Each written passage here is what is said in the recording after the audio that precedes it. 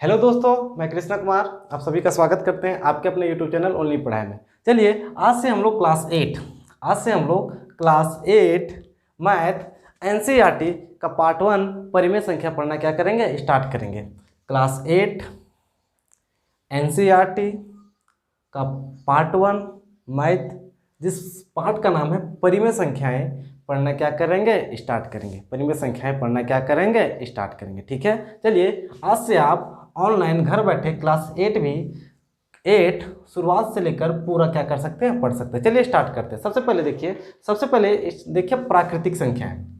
सबसे पहले कौन सी संख्या है, प्राकृतिक संख्याएं। प्राकृतिक संख्याएं कहते किसको है, प्राकृतिक संख्याएं कहते हैं किसको है, आपने बचपन में सुना था। जब आप बचपन में पढ़ रहे थे तो आपने बचपन में गिनती पढ़ना स्टार्ट किया था, 1 2 1 2। तो आपको टीचर सबसे पहले पढ़ाया होगा 1 2 3 4 5 6 7 8 9 10 11 12 पढ़ाया था।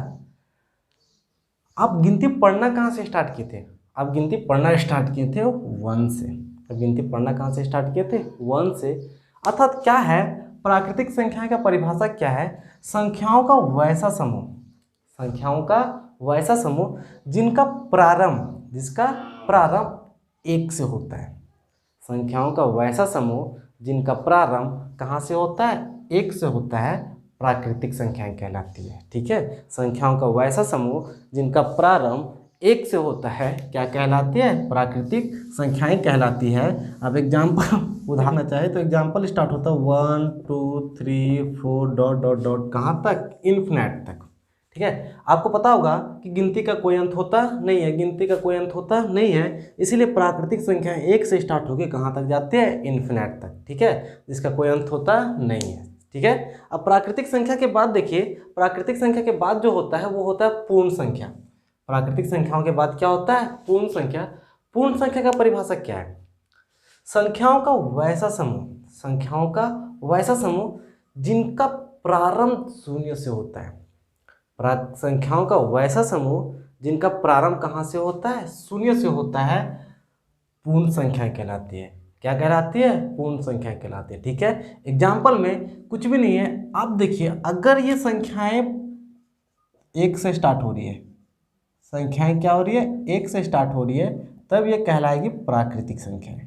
ठीक है, अगर संख्याएं 1 से स्टार्ट हो रही है तब ये संख्याएं क्या कहलाएगी, प्राकृतिक संख्याएं। ठीक है, लेकिन अगर इस संख्या के सिर्फ इसी संख्या के आगे 0 जोड़ दिया जाए, इसी संख्या के आगे क्या जोड़ दिया जाए, सिर्फ 0 जोड़ दिया जाए, ठीक है, तो ये कहलाएगी पूर्ण संख्या। अर्थात पूर्ण संख्याएं कहाँ से स्टार्ट होती है, 0 से। पूर्ण संख्याएं कहाँ से स्टार्ट होती है, 0 से। गिनती की संख्याएं जो 1 से स्टार्ट होती है, प्राकृतिक संख्याएं। गिनती की वैसी संख्याएं जो 0 से स्टार्ट होती है, कौन सी संख्या है, पूर्ण संख्या। कौन सी संख्या है, पूर्ण संख्या। ठीक है, यहाँ पे एक नोट लिख सकते हैं आप, यहाँ पे नोट एक बहुत अच्छी बात है, एक बहुत क्या है, अच्छी बात है। क्या है, देखिए जितने भी प्राकृतिक संख्याएं, जितने भी क्या है, प्राकृतिक संख्याएं सभी पूर्ण संख्या है। देखिए जितने भी प्राकृतिक संख्या लीजिए, आपको कहाँ यहाँ से लेना है, 1 से लेना है, 1 से लेके इन्फिनिट तक लीजिएगा। अर्थात जितने भी प्राकृतिक संख्याएं हैं सभी कौन सी संख्या है, पूर्ण संख्या। देखिए जितना प्राकृतिक संख्या आता है वो सभी किस में आता है, पूर्ण संख्या में। ठीक है, तो नोट में क्या है, प्रत्येक प्राकृतिक संख्याएं पूर्ण संख्या कहलाती है। प्रत्येक प्राकृतिक संख्या कौन सी संख्या कहलाती है, पूर्ण संख्या कहलाती है। लेकिन प्रत्येक पूर्ण संख्या प्राकृतिक संख्या नहीं कहलाती है। ठीक है, क्यों, क्योंकि पूर्ण संख्या में हमारा 0 भी है। पूर्ण संख्या में हमारा क्या है, 0 है, और पूर्ण संख्या में 0 प्राकृतिक संख्या में आता नहीं है। ठीक है, आप याद रखिएगा, प्रत्येक प्राकृतिक संख्या को पूर्ण संख्या क्या कह सकते हैं, लेकिन प्रत्येक पूर्ण संख्या को प्राकृतिक संख्या नहीं कह सकते। लेकिन प्रत्येक पूर्ण संख्या को प्राकृतिक संख्या क्या कह सकते हैं, नहीं कह सकते हैं। ठीक है, चलिए आगे देखते हैं। चलिए इसका प्राकृतिक संख्या पूर्ण संख्या के बाद आप देखिए पूर्णांक। अब क्या देखिए, पूर्णांक।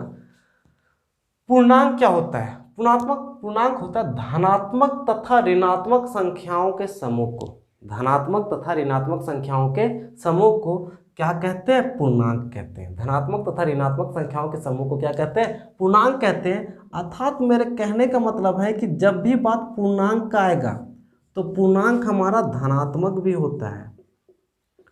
पूर्णांक हमारा क्या होता है? धनात्मक भी होता है, और पूर्णांक हमारा ऋणात्मक भी होता है। पूर्णांक हमारा क्या होता है? ऋणात्मक। धनात्मक कहने का मतलब क्या है? धनात्मक कहने का मतलब पॉजिटिव नंबर, प्लस वाली संख्या। ऋणात्मक कहने का मतलब क्या है? Negative number. कौन सा नंबर? ऋणात्मक संख्या। ठीक है, जैसे अगर 5 बोले है तो 5 प्राकृतिक संख्या भी है, 5 क्या है? पूर्ण संख्या भी है, लेकिन 5 क्या है? पूर्णांक भी है। क्यों? क्योंकि एक धनात्मक नंबर है, +5 है। प्लस लिखा नहीं जाता है, एक बात याद रखिएगा, प्लस लिखा नहीं जाता, इसके आगे प्लस छुपा होता है, उसको लिखा जाता नहीं है। तो +5 पूर्णांक है। लेकिन अगर बात कीजिएगा -5 का, अगर बात कीजिएगा -5 का, आप सबसे पहले +5 पे देखिए, +5 को क्या कह सकते हैं? आप इसको प्राकृतिक संख्या कह सकते हैं। अगर बात किया जाए प्राकृतिक संख्या, ठीक है, प्राकृतिक संख्या बाद पूर्ण संख्या, क्या? पूर्ण संख्या और पूर्णांक, और क्या? पूर्णांक। ठीक है, तो जो +5 है वो क्या है? प्राकृतिक संख्या भी है, क्योंकि 1 से स्टार्ट होता है तो 1 2 3 4 5 आ ही जाता है। +5 क्या है? पूर्ण संख्या भी है। +5 क्या है? पूर्ण संख्या, और +5 हमारा पूर्णांक भी है। +5 हमारा क्या है? पूर्णांक है। तो संख्याओं का वैसा समूह जो धनात्मक और ऋणात्मक होते हैं क्या कहलाते हैं? पूर्णांक। लेकिन अगर -5 की बात करें, है क्या करें? -5 की बात करें तो -5 हमारा प्राकृतिक संख्या नहीं है, क्योंकि सारे प्राकृतिक संख्या किसमें होते हैं? पॉजिटिव होते हैं। -5 हमारा पूर्ण संख्या भी नहीं है, तो -5 है क्या? -5 हमारा क्या है? पूर्णांक है। -5 क्या है? पूर्णांक है। समझ आया? कोई भी संख्या, चाहे वो धनात्मक हो, चाहे वो क्या हो? ऋणात्मक हो, वो पूर्णांक कहलाता है। वो क्या कहलाता है? पूर्णांक कहलाता है। ये बात समझ आया? ठीक है, वो संख्या क्या कहलाता है? पूर्णांक कहलाता है। ठीक है, पूर्णांक के बाद आगे देखिए परिमेय संख्या। आगे क्या? परिमेय संख्या।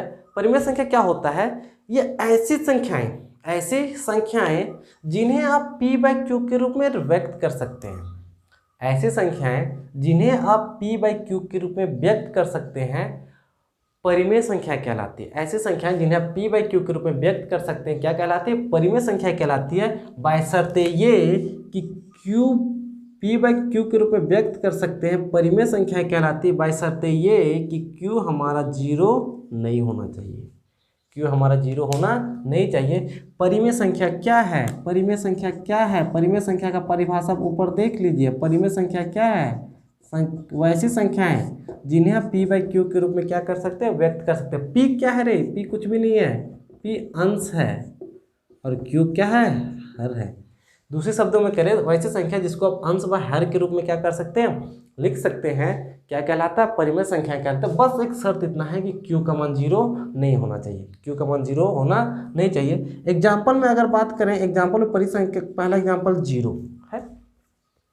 कुछ लोग बोलेगा कि 0 एक परिमेय संख्या है, तो जी हाँ, आपको पता है कि प्रत्येक पूर्णांक के नीचे एक क्या होता है? छुपा होता है। तो 0 के नीचे 1 होगा।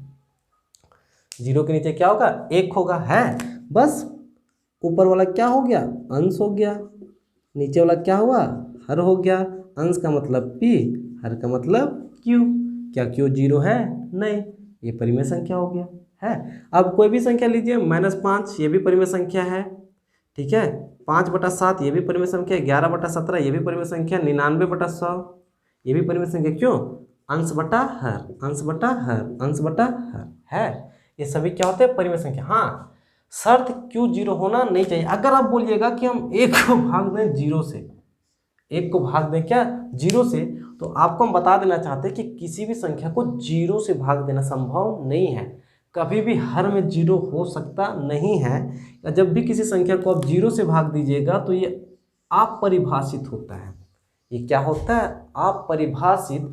इसका मतलब है कि आप अगर मोबाइल फ़ोन में भी किसी संख्या को जीरो से भाग करके देखिएगा ना, तो आपका मोबाइल फ़ोन, आपका कैलकुलेटर, आपका लैपटॉप जो भी है, बोल देता है कि जीरो से भाग देना पॉसिबल नहीं है, जीरो से भाग देना पॉसिबल नहीं है। ठीक है, तो ये कहलाएगा परिमेय संख्या। क्या है परिमेय संख्या? संख्याओं का वैसा समूह जिन्हें आप p बाई क्यूब के रूप में लिख सकते हैं। संख्याओं का वैसा समूह जिन्हें आप p बाई क्यूब के रूप में क्या कर सकते हैं? लिख सकते हैं।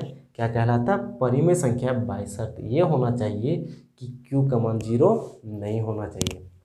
ठीक है, q का मान जीरो नहीं होना चाहिए, बाकी बात ये क्या कहलाएगी? परिमेय संख्या है। ठीक है, एक्सरसाइज 1.1 स्टार्ट होने से पहले, एक्सरसाइज 1.1 स्टार्ट करने से पहले सिर्फ बेसिक जानकारी इतना ही है। ठीक है, आपको क्या जानना है? सबसे पहले प्राकृतिक संख्या जानना है, संख्याओं का ऐसा समूह, संख्याओं का वैसा समूह जिनका प्रारंभ कहाँ से होता है? एक से होता है। अगर गिनती एक से स्टार्ट हुआ तो प्राकृतिक संख्याएं, अगर गिनती जीरो से स्टार्ट हुआ तो पूर्ण संख्याएं, अगर धनात्मक और ऋणात्मक दोनों संख्याएं लो तो पूर्णांक, और जिसको आप p बाई क्यू के रूप में लिख सकते हो वो क्या? परिमेय संख्या। धनात्मक का मतलब था प्लस नंबर, ठीक है, और ऋणात्मक का नंबर होता है क्या? Minus number. ठीक है, ये कहलाता है, ये हुआ परिमेय संख्या। ठीक है, अब चलिए हम एक्सरसाइज 1.1 में आते हैं। ठीक है, यहाँ कंप्लीट करने के बाद आप एक्सरसाइज 1.1 में क्या कर सकते हैं? आ सकते हैं। आप एक्सरसाइज 1.1 में आइए। ठीक है, देखिए एक्सरसाइज 1.1 का पहला सवाल, एक्सरसाइज 1.1 का पहला सवाल आपके डिस्प्ले पे दिख रहा होगा, आप इसको गौर से देखिए। ठीक है, एक्सरसाइज 1.1 का पहला सवाल क्या बोलता है कि -4/5 को, एक्सरसाइज 1.1 का जो पहला सवाल है, एक्सरसाइज 1.1 का जो पहला सवाल है, क्या बोलता है? -4/5 को, पहला सवाल क्या है? -4/5 को, -4/5 को एक परिमेय संख्या के रूप में व्यक्त कीजिए। -4/5 को एक परिमेय संख्या के रूप में व्यक्त कीजिए जिनका हर निम्नलिखित हो। जिनका हर क्या हो? निम्नलिखित हो। हर निम्नलिखित हो। ए नंबर बोला है कि 30 और बी नंबर में बोला है कि -45। -4/5 को कैसे परिमेय संख्या के रूप में लिखना है कि जिसका हर ए नंबर में 20 हो और बी नंबर में माइनस क्या हो? 45 हो। आपको अंश और हर का खेल आता होगा मेरे भाई। ऊपर जो संख्या रहता है वो अंश होता है, नीचे जो संख्या रहता है वो क्या रहता है? हर रहता है। ठीक है, ऊपर जो संख्या रहता है वो अंश रहता है, नीचे जो संख्या रहता है हर रहता है। अगर आप पहला सवाल को बनाइएगा तो -4/5 है -4/5 को एक परिमेय संख्या के रूप में लिखना है जिसका हर क्या है? 30 है। अरे हर 30 है मतलब नीचे क्या होगा? 30 होगा। हर तो नीचे होता है तो नीचे क्या होगा? 30 होगा। आपको बताना है कि ऊपर क्या होगा, आपको बताना है कि ऊपर क्या होगा। आप गौर से देखिए, आपको क्या करना है? गौर से देखना है। देखो 5 के साथ क्या जादू किया गया कि 30 आया होगा, है? अब कुछ लोग बोलेगा नहीं है ना, ठीक है, कुछ लोग बोलेगा नहीं 25 जोड़ दिया गया होगा। 25 जोड़ देगा तो ऊपर भी 25 जोड़ दो तो -21 आएगा। नहीं, जोड़ना नहीं है, घटाना नहीं है, आपको परिमेय संख्या में सिर्फ गुणा देखना और भाग देखना है। आपको गुणा और क्या देखना है? भाग देखना है। ठीक है, तो 5 के साथ कौन सा कारनामा किया गया है कि 30 आया है? 5 के साथ कौन सा कारनामा किया गया है कि क्या आया है? 30 आया है। तो आप आसानी से बता सकते हैं कि मेरे भाई 5 को किससे गुणा किया गया होगा? 6 से। 5 को किससे गुणा किया गया होगा? 6 से। अब जब नीचे आप 6 से गुणा किए हैं तो ऊपर भी 6 से गुणा कर दीजिए। नीचे जिस संख्या से गुणा कीजिएगा ऊपर भी आप उसी संख्या से गुणा क्या कीजिए? कर दीजिए। तो 6 चौके 24। लेकिन देखिए माइनस है और माइनस प्लस क्या होता है? माइनस।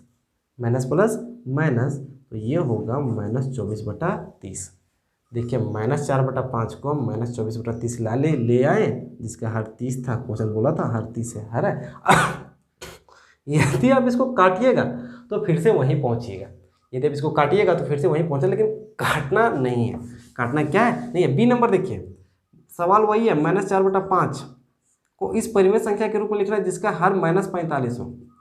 जिसका हर क्या हो? -45 हो। जिसका हर क्या हो? -45 हो। फिर से, अरे 5 के साथ क्या किया गया होगा कि माइनस का 45 आएगा? 5 के साथ क्या किया गया होगा? माइनस का 45 आएगा। अगर सिर्फ 9 लीजिएगा तो 9 × 5 = 45, ये तो प्लस का 45 आ रहा है। लाना क्या है? माइनस का 45, तो यहाँ पे माइनस लीजिएगा। 5 नवा 45 प्लस माइनस माइनस। अगर आप नीचे 9 से गुना किए तो ऊपर भी किससे गुना करना है, -9 से। अगर आप नीचे -9 से गुना किए तो ऊपर भी किससे गुना करना है, -9 से। गुना कीजिए, 9 चौके 36 है, लेकिन क्या minus minus plus, minus minus plus, और प्लस लिखा जाता नहीं है। और आपको सुविधा के लिए बता देते हैं कि ये माइनस कभी भी नीचे रहता नहीं है, माइनस हमेशा ऊपर रहता है। और ये होगा -36/45, और ये क्या होगा आंसर, -36/45। और क्या होगा आंसर। उम्मीद करते हैं कि आपको ये बात समझ आ गया होगा, उम्मीद करते हैं कि आपको ये बात समझ क्या आ गया होगा, ठीक है ना। चलिए अब आगे देखते हैं। दूसरा सवाल, ये पहला था, ये क्या था, पहला था। चलिए दूसरा सवाल देखते हैं। दूसरा सवाल क्या बोला है, आपके स्क्रीन पे सवाल आ रहा होगा, आपके स्क्रीन पे सवाल आ रहा होगा। क्या बोला है, -36/60 को एक परिमेय संख्या के रूप में लिखना है। -36/60 को एक परिमेय संख्या के रूप में क्या करना है, लिखना है। दूसरा क्या बोला है, दूसरा सवाल ये बोला है -36/60, -36/60। देखिए दूसरा सवाल क्या बोला है, दूसरा सवाल बोला है कि -36/60, -36/60 को एक परिमेय संख्या के रूप में व्यक्त कीजिए जिसका हर 5 हो। -36/60 को एक परिमेय संख्या के रूप में लिखना है जिसका हर क्या हो, 5 हो, जिसका हर अगर अंश 5 बोलता तो ऊपर लिखते हैं, हर 5 बोला है तो हर क्या लिखेंगे, नीचे। ठीक है, अब जरा देखिए इन 60 के साथ कुछ तो किया गया होगा, ये 60 के साथ कुछ तो किया गया होगा, कि क्या आया होगा, 5 आया होगा। 60 के साथ कुछ तो किया गया होगा कि क्या आया होगा, 5 आया होगा। तो या फिर 5 को क्या करें इसके 60 है, तो 5 का पढ़ा 12 बार में 60 आता है। मेरे कहने का मतलब है कि मेरे भाई ये 60 को 12 से भाग दे दिया गया होगा। 60 को 12 से भाग दे के देखिए ना, आप 60 को 12 से भाग दे के देखिए, 12 25 60, 5 आया, 5 आया। 60 को 12 से भाग दिया गया तब क्या आया, 5। अर्थात जो काम नीचे किया जाता है वही काम ऊपर भी किया जाता है। अगर नीचे 12 से भाग दिए तो ऊपर भी किससे भाग देना है, 12 से। अब 36 को जब 12 से भाग दीजिएगा तो 12 तिया क्या आता है, 36 आता है, लेकिन माइनस तो क्या माइनस, ये सिंपल सा आपका क्या होगा आंसर, सिंपल सा आपका क्या होगा आंसर। -36/60 को एक परिमेय संख्या के रूप में लिखे जिसका हर 5 हो, वो संख्याएं हैं -3/5, वो संख्याएं -3/5। ठीक है, चलिए ये आसान सवाल है, 8 क्लास सबसे आसान है। ठीक है, 8 क्लास कुछ भी मुश्किल नहीं है, 8 क्लास एकदम आसान टॉपिक है। ठीक है, अगला देखिए तीसरा नंबर सवाल आपके व्हाइट बोर्ड पे होगा। तीसरा नंबर देखिए क्या बोला है, निम्नलिखित परिमेय संख्याओं को उनके मानक रूप में लिखिए। निम्नलिखित परिमेय संख्याओं को उनके किस रूप में लिखिए, मानक रूप में। देखिए यहाँ पे एक सवाल है, बोला मानक रूप। क्या रे, एक सवाल है जिसका जो बोला है मानक रूप। मानक रूप का मतलब होता है जो भिन्न दिया हुआ है, आप उसको जितना काट छाट करना चाहते हैं, मतलब जितना कटेगा, जितना काट छाट होगा, काट छाट करके लिखना है। ठीक है, मानक रूप का मतलब है कि सवाल जितना कटेगा, जितना छटेगा, ठीक है, उसको काट छाट करके लिखना है। ठीक है, तो तीसरा सवाल, निम्नलिखित संख्याओं को किस रूप में लिखना है, मानक रूप में लिखना है। आपके स्क्रीन पे देखिए पहला सवाल बोला है, तीसरा का जो ए नंबर बोला है वो बोला है -8/6। ठीक है, बी नंबर बोला है -12/30, सी नंबर बोला है 16/-24, 16/-24। ठीक है, काटना आसान है, काटना आसान है, आपको आना चाहिए, 2 से काटना आना चाहिए, 2 3 4 5 ये सबका तो पढ़ा आना चाहिए। अगर 8 क्लास में तो कम से कम 20 तक या 25 तक पढ़ा आपको क्या होना, पता होना चाहिए। ठीक है, कटेगा, देखो 8 है 6, किससे कटेगा, 2 चौके 8, 2 तिया 6। सेम संख्या से काटना है, जिस संख्या से आप ऊपर काटिएगा उसी संख्या से क्या काटना है, नीचे काटना है। ऐसा नहीं कि ऊपर वाले को 2 से काट रहे हैं, नीचे वाले को 3 से काट रहे हैं, नहीं। अगर ऊपर वाले को 2 से काट रहे हैं तो नीचे वाले को भी किससे काटना है, 2 से। क्या ये 4 और 3 कटेगा, नहीं, मैंने 4/3 क्या होगा आंसर। 12/30, 12/30 काटिए, 2 से कटेगा, बिल्कुल कटेगा। 2 का पढ़म 12 कितना आता है, 6 बार में। 2 का पढ़म 30 कितना बार आता है, 15 बार में है। 2 से कट गया, जब कटेगा ऊपर नीचे कटेगा तभी। क्या ये 2 से कटेगा, हाँ 2 तिया 6, लेकिन ये 2 से कटेगा नहीं, तो 2 से काटना नहीं है, 3 से। 3 दूना 6, 3 5 15। देखिए ऊपर कितना आया 2, नीचे कितना आया 5, लेकिन ये माइनस छोड़ना नहीं है। माइनस छोड़ना नहीं है।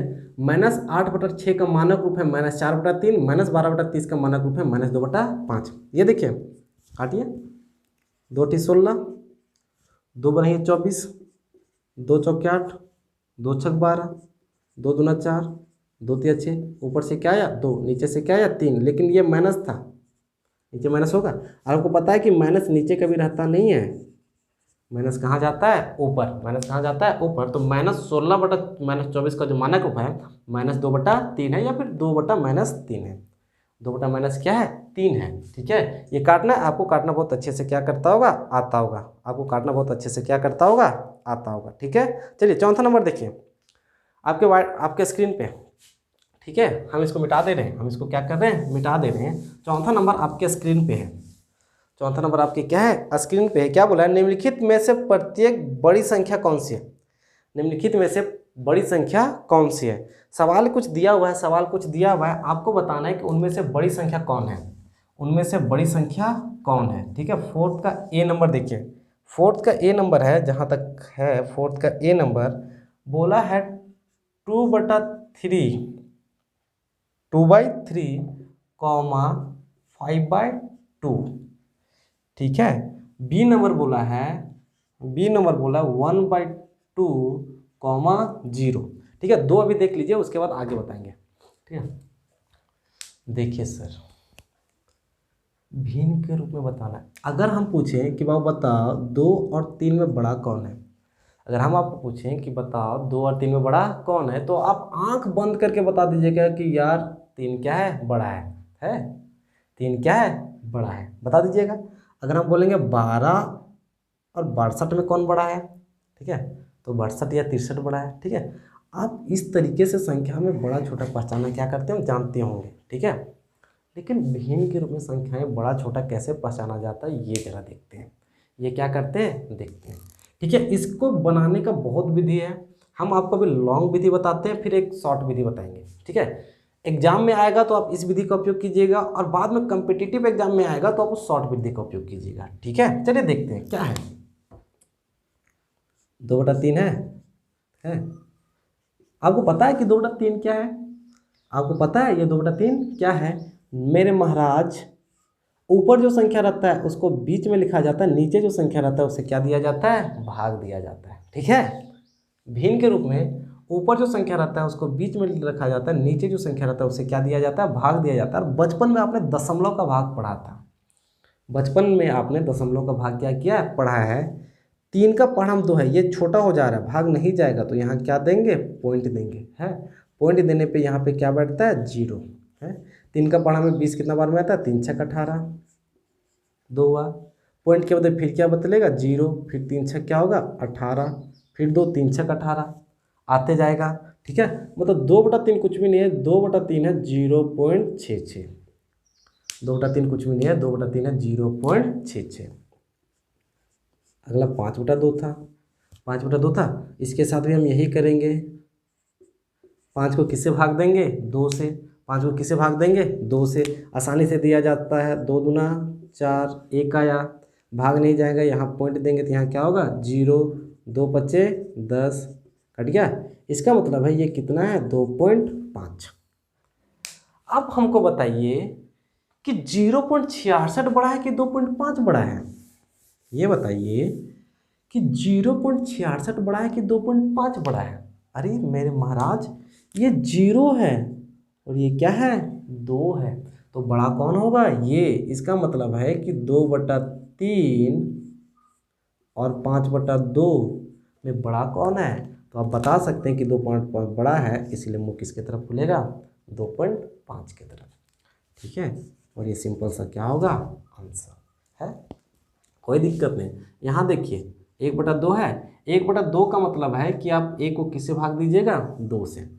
हमने आपको बताया ऊपर वाला बीच में रहता है, नीचे वाला से क्या दिया जाता है भाग दिया जाता है। कितना भाग तो नहीं जाएगा, पॉइंट देंगे, पॉइंट देने को तो यहाँ 0, 2 बचे कितना, इसका मतलब है 0.5, और 0 का मतलब तो सिर्फ 0 है, 0 का मतलब सिर्फ क्या है 0 है। ये दोनों में बड़ा कौन है, अरे देखिए ना 0.5 है, मतलब 0 से ज़्यादा है, पॉइंट ज़्यादा तो है ना, 0 से पॉइंट ज़्यादा तो है ना, और ये सिर्फ क्या 0 ही बोका खाली 0 है, ये कुछ भी मेहनत किया नहीं है, कम से कम तनिक उन मेहनत करके 0.5 तो लाया है। ठीक है, बड़ा कौन है? तो आप स्पष्ट बता सकते हैं कि 0 1/2 से क्या है? छोटा है। तो किसकी तरफ खुलेगा? ठीक है, किसकी तरफ खुलेगा? इसके तरफ। ये तो लॉन्ग मेथड था। ये कौन सा लॉन्ग? ये अगर एग्जाम में आएगा तो आप इस तरीके से आपको बनाना ही पड़ेगा। 1-2 नंबर का जो भी सवाल आएगा आपको क्या करना पड़ेगा। लेकिन शॉर्ट कैसे बनता है? शॉर्ट देखिए, पहला सवाल देखिए 2/3 था, 5/2 था। इन सवालों में अगर जब दो संख्या भिन्न की संख्याओं को बड़ा और छोटा पाना है तो तिरछा गुना किया जाता है। कौन सा गुना? तिरछा गुना। तिरछा गुना आता है, इसका अंश और इसका हर को गुना कीजिए, 2 दूना 4, और इसके चुंदी पे लिख दीजिए 4 है। इसका हर और इसका अंश को गुना कीजिए, 5 दिया 15 है। अब देखिए 4 और 15 में कौन बड़ा है? तो आप बता सकते हैं कि 4 और 15 में कौन बड़ा है? 15 बड़ा है। 4 और 15 में कौन बड़ा है? 15। तो मुंह किसके तरफ खुलेगा? इसके तरफ। नहीं पता? यहाँ देखिए 1/2 है, 0 है। अरे कुछ भी नहीं तो 0 के नीचे 1 तो है, क्योंकि 0 एक परिमेय संख्या है। इसको p/q के रूप में आप क्या कर सकते हैं? लिख सकते हैं। तिरछा गुना कीजिए, 1 को 1 से गुना कीजिए, 1 1 1, यहाँ लिख देना है। 2 को 0 से गुना कीजिए, किसी भी संख्या को 0 से गुना करने से क्या आता है? 0। 1 बड़ा है कि 0 बड़ा है? अरे वो का 1 बड़ा है, इसलिए मुंह किसके तरफ खुलेगा? इसके तरफ। मुंह किसके तरफ खुलेगा? इसके तरफ। ठीक है, बिल्कुल। हमको लगता है समझ आ गया होगा। समझ क्या आ गया? नहीं समझ आया कोई बात नहीं। चौथा का ए आपको नहीं समझ आया, चौथा का ए आपको समझ नहीं आया, चौथा का बी भी आपको समझ नहीं आया, चौथा का सी और डी बताते हैं। चौथा का सी और क्या बताते हैं? डी बताते हैं। हो सकता है कि आपका बुद्धि खुल जाए। ठीक है, क्या करे? खुल जाए। चौथा का सी देखिए और चौथा का क्या देखिए? डी देखिए। चौथा का सी बोला है -5/6 -4/3। ठीक है, और यहाँ पे है चौथा का